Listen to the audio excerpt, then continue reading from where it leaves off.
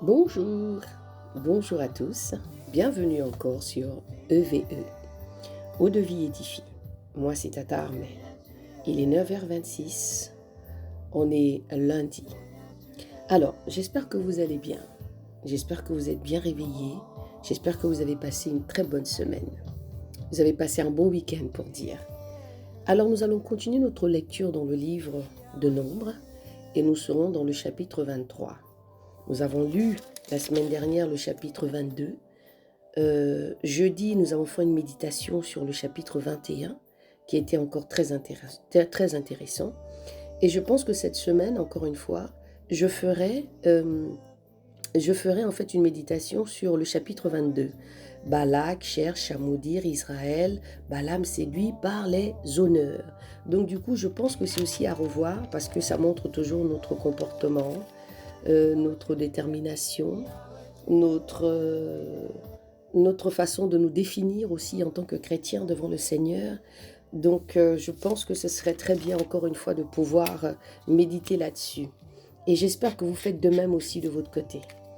Que vous n'écoutez pas seulement cet audio juste parce que vous entendez la voix de Tata Armel et ça vous fait du bien, mais que vous comprenez déjà que votre vie aussi doit être dans ce renouvellement, d'accord, de la parole.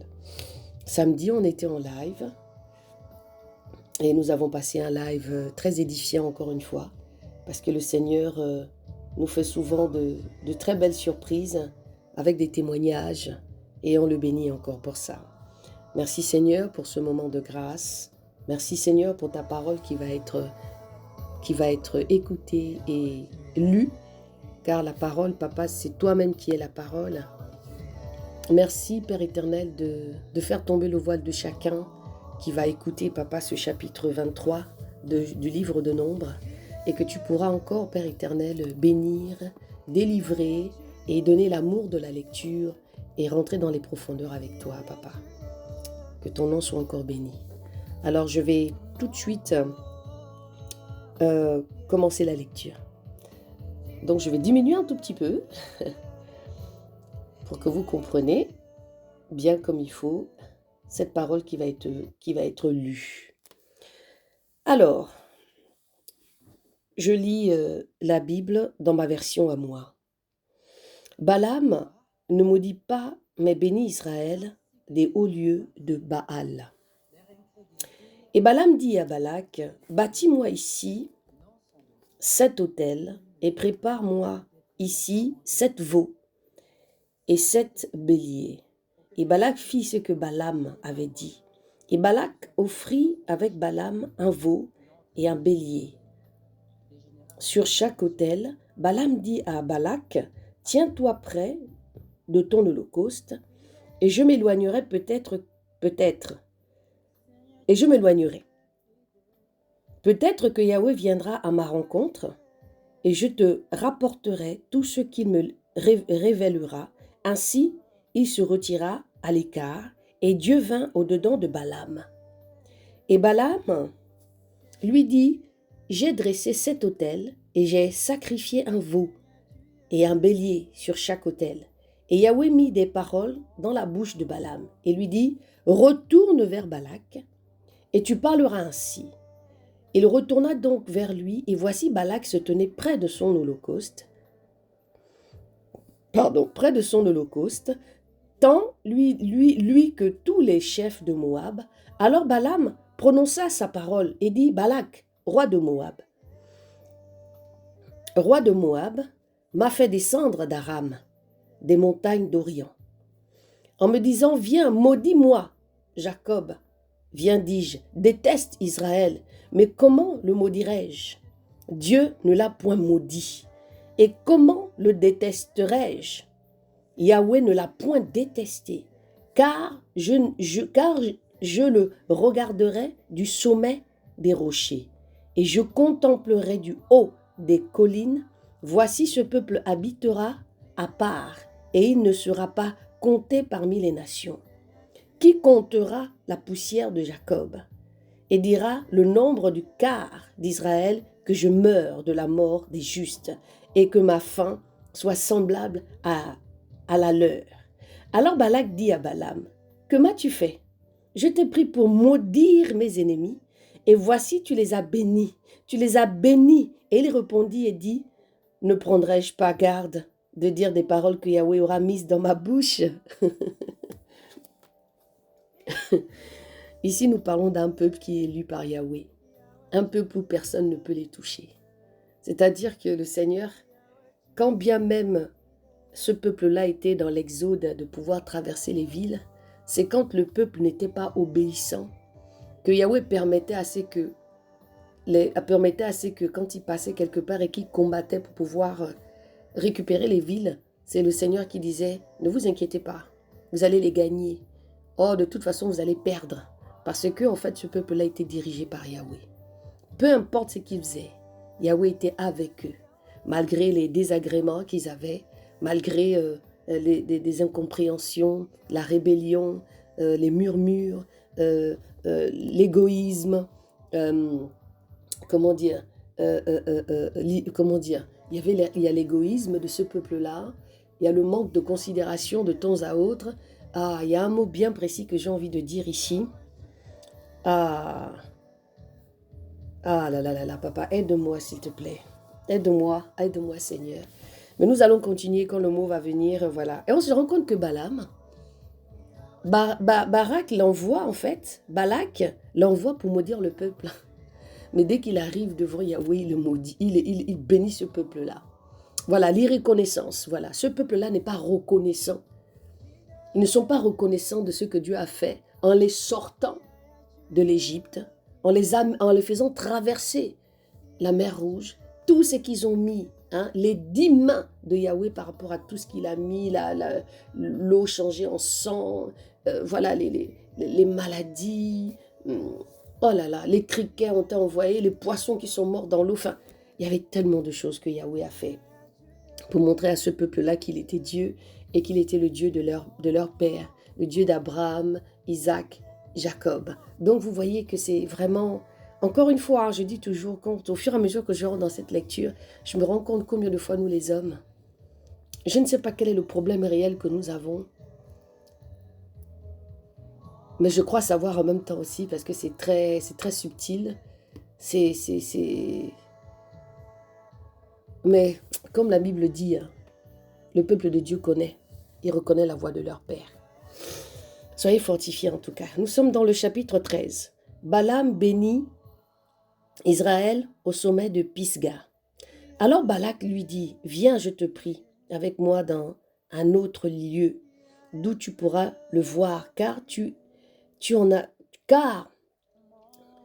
en voyais seulement une extrémité, et tu ne le voyais pas tout entier. Maudis-le moi de là. Puis l'ayant conduit au territoire de Sophim, sur le sommet de Pisga, il bâtit 7 autels et offrit un taureau et un bélier sur chaque autel. Il recommence encore le même schéma. Il bâtit 7 autels et offrit un taureau, un bélier sur chaque autel. Alors Balaam dit à Balak, tiens-toi ici, près de ton holocauste, et je m'en irai à la rencontre de Dieu, comme j'ai déjà fait. Yahweh donc vint au-devant de Balaam, il mit des paroles dans sa bouche. On dit ici que Yahweh mit des paroles dans la bouche de Balaam. On ne dit pas qu'il y a une conversation, mais je me doute qu'il y a eu conversation avec le Seigneur. Donc, c'est-à-dire, c'est chacun de nous qui va se prosterner devant le roi, devant le Seigneur, pour une méditation, pour une approche, pour une consécration, pour une sanctification à Dieu. Et il lui met ces paroles-là dans la bouche. Et les paroles que Yahweh mettait dans la bouche de Balaam, c'était le fait de bénir tout simplement le peuple d'Israël. Balak ne voulait pas voir ce peuple-là en fait passer dans sa ville, je crois, si je ne me trompe pas, vraiment. Si je me trompe, n'hésitez pas de me le laisser en commentaire. Donc, on se rend compte encore ici que Yahweh donc vint au-devant de Balaam, il mit des paroles dans sa bouche et lui dit, retourne vers Balak et tu parleras ainsi. Il retourna vers Balak et voici, il se tenait près de son holocauste et les chefs de Moab avaient lui et Balak se tenait devant son holocauste et les chefs de Moab avec lui, et Balak lui dit, qu'est-ce que Yahweh a dit? Alors il prononça sa parole et dit, lève-toi Balak, écoute fils de Tippor, prête-moi l'oreille. Prête-moi l'oreille, Dieu n'est pas un homme pour mentir, ni fils d'un homme pour se repentir. Ce qu'il a dit, ne le fera-t-il pas? Ce qu'il a déclaré, ne l'exaucera-t-il pas? Voici, j'ai reçu la parole pour bénir.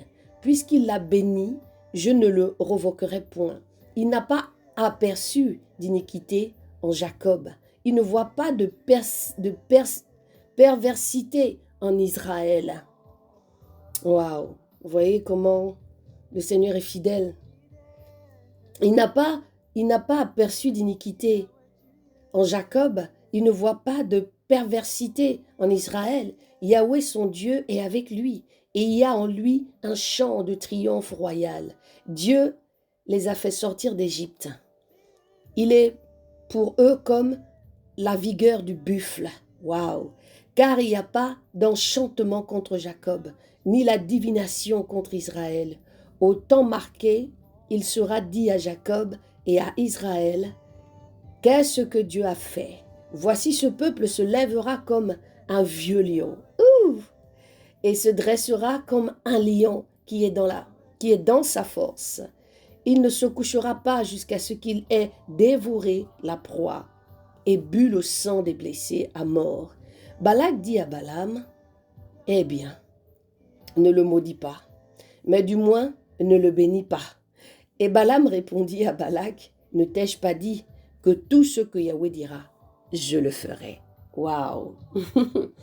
Nous avons encore ici une préfiguration de la marche que nous faisons avec le Seigneur. Nous devons écouter seulement ce que Dieu dit dans notre marche. Peu importe ce que les gens peuvent venir vous dire, peu importe votre pasteur, peu importe votre mère spirituelle, votre mère dans la foi, peu importe votre conducteur, ce que Dieu vous dit dans l'intimité, c'est ce que vous devriez faire. C'est pourquoi aujourd'hui, il y a beaucoup de personnes, vous savez, tant que vous marchez selon comment l'Esprit de Dieu vous emmène, vous n'allez pas être en accord avec les gens. Vous n'allez pas être en accord avec votre conducteur, votre pasteur, votre maman dans la foi, parce que Dieu vous parle, parce que Dieu parle à tout le monde. Si Jésus est venu mourir sur la croix, c'est parce qu'il nous a donné cette possibilité de pouvoir parler avec lui, de pouvoir rentrer dans la chambre, d'accord, dans le lieu secret, pour échanger avec lui et l'appeler à tout moment. Hein? Venez à moi, vous tous qui êtes fatigués et chargés, je vous donnerai du repos. Celui qui me cherche, celui qui frappe, celui qui demande, il ne le dit pas à une élite, il le dit à toutes les personnes qui souhaitent venir à lui. Vous comprenez? Donc, la Bible dit que celui qui voudra vivre pieusement en Christ sera persécuté. Donc, la persécution passe par quoi? Elle passe par des personnes qui sont autour de vous, parce que Satan viendra toujours vous mettre des bâtons dans les roues. Quand vous marchez avec le Seigneur, quand vous marchez avec les commandements de Christ, il enverra toujours des pierres, le feu, il enverra des flèches, il enverra des personnes que vous allez aimer, d'accord? Qui vont venir comme ça vous mettre des bâtons pour essayer de ne pas suivre le mouvement. Eux-mêmes viendront vous inculquer certaines choses dans votre cœur, dans votre esprit, mais s'il vous plaît, restez figés. Sachez qui vous êtes dans l'identité de Christ et comprenez exactement ce que Dieu attend de vous. Ne soyez pas dans l'orgueil, mais écoutez. Et même si vous avez à dire quelque chose à quelqu'un, dites à cette personne, c'est Dieu qui m'a demandé. Donc, si Dieu me parle, si Dieu te parle et que Dieu me parle, c'est que quelque part, je suis à l'écoute du Saint-Esprit. D'accord? J'aime toujours donner cet exemple en disant, Jacob, le papa, le patriarche, le père, non, le patriarche ici c'est Abraham, le père de Joseph, d'accord? Le père de Joseph, celui-là même qui amène le peuple là, d'accord? Non, ici nous parlons de Moïse, il ne faut pas que je me trompe. Jacob, Jacob, Jacob, le Seigneur ne lui a pas informé des informations de ce qu'il a fait avec Joseph. Il n'a pas dit, il n'a pas donné la révélation de la grandeur qu'il allait donner à Joseph. Il n'était pas au courant que Joseph allait devenir gouverneur en Égypte à l'âge de 30 ans. Il ne savait pas ça. Dieu lui a arraché cet enfant à l'âge de 17 ans. Alors, Dieu qui est souverain, qui sait toutes choses, pourquoi il n'a pas dit à Joseph, non, plutôt à Israël, pourquoi il ne lui a pas dit? C'est parce que Dieu fait ce qu'il veut. Il fait ce qu'il veut. Il fait ce qu'il veut. Alors, le verset 27 nous dit, Balaam bénit Israël de Péor. Balak dit encore à Balaam, viens maintenant, je te conduirai dans un autre lieu. Peut-être que Dieu trouvera bon que tu me le maudisses. De là, Balak conduisit donc Balaam sur le sommet de Péor, qui regarde du côté de Jéhimon, et Balaam lui dit, bâtis-moi ici 7 autels, et apprête-moi ici 7 veaux et 7 béliers. Et Balak fit donc comme Balaam lui avait dit, puis il offrit un taureau et un bélier sur chaque autel. Nous avons fini le chapitre 23. Donc du coup, on va se retrouver ici jeudi. D'accord? Non, on va se retrouver mercredi. Mercredi, nous allons lire le chapitre 24. Et nous allons après, le jeudi, prendre un temps de méditation. Ou bien même peut-être que demain, je prendrai un temps de méditation pour pouvoir méditer sur ce chapitre 23 qui est aussi très intéressant, entre le 22 et le 23. Donc, que le Seigneur vous bénisse et que cette lecture que vous avez encore entendue ce matin vous permette de vous déployer avec le Seigneur, de l'aimer et de vraiment chercher à savoir si c'est Jésus que vous aimez ou bien si c'est quelqu'un d'autre. Chacun de nous doit faire un effort. Chacun de nous doit vraiment commencer vraiment à faire cette autocritique. Je suis chrétienne pour qui? Je suis chrétienne pourquoi? Est-ce que vous comprenez? Que le Seigneur vous bénisse. Je vous dis à demain pour une méditation, je crois, parce que c'est important qu'on médite là-dessus. Bonne semaine dans le nom de Jésus.